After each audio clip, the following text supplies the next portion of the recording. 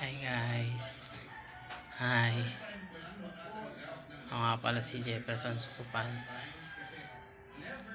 Bago pa lang sa akin channel, huwag mo na kalimutan mag-subscribe. I-like mo na rin ang notification bell para lagi kang updated. Alright. Papakita ko sa inyo ang pagkabit ng hamba. Yung pagkabit ng hamba ngayon guys, madali na lang. Nabibili na naka-assemble na. Ng kahoy, bakal. Ito bakal, madali lang siya. May mga abang na tayo na dowels, mga bakal para i-welding na lang siya. Yan guys, oh. Yan, sample yan guys.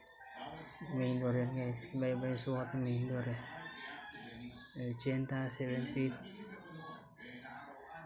Iba-iba yung sukat. Kaya bago kayo magkabit, sukatin nyo muna. Tsaka depende sa may-ari, gusto nyo maluwag o masikip. Ito maluwag to.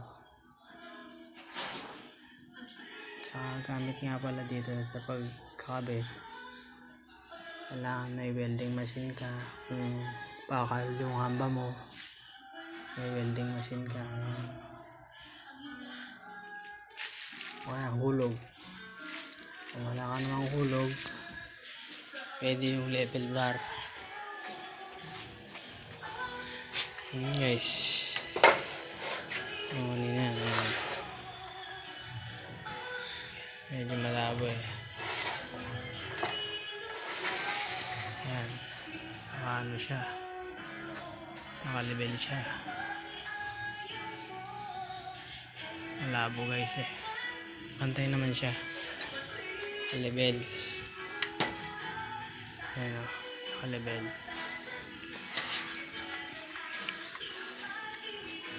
Tapos ayan yung mga abang niya na bakal, welding ko. Ayan, pagkawin na ganito guys, lalagyan mo na ng pako dito, yung mga pinaglumaan, o kung gusto mo yung bago, para lang umapit yung hamba kung kahoy yung gagamitin mo. Ito kasi bakal, may abang na siya na dowels, kaya welding na lang siya guys. At pag dito naman, igigitna mo siya sa sintada.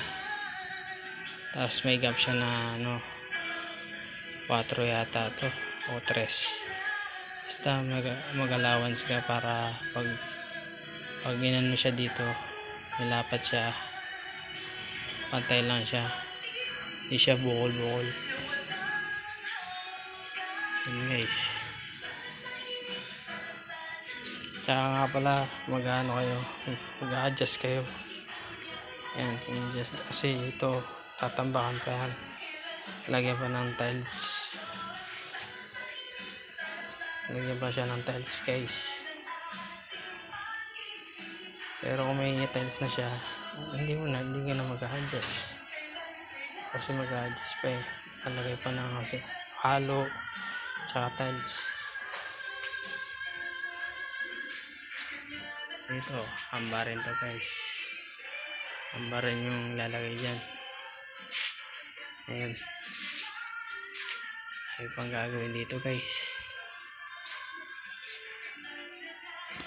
Ayan, para may natutunan kayo sa aking pagbablog. Yung welding machine ko guys, kahit yung portable lang na welding machine, maliit na ito, lang ito guys 3,500 second hand. Ewan ko magkano yung nito, brand new.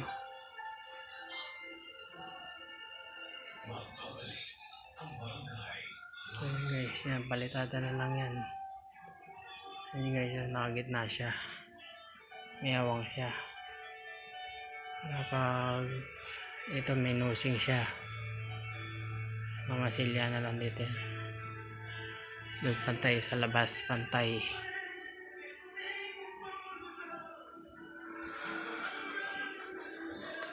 Guys, huwag nyo kalimutan mag-subscribe ha. Sa follow nyo na rin ako. Sa follow. Tingnan na rin yung notification bell para lagi kang updated. Guys, subscribe and share. Ay, share. Subscribe pala. Bye guys.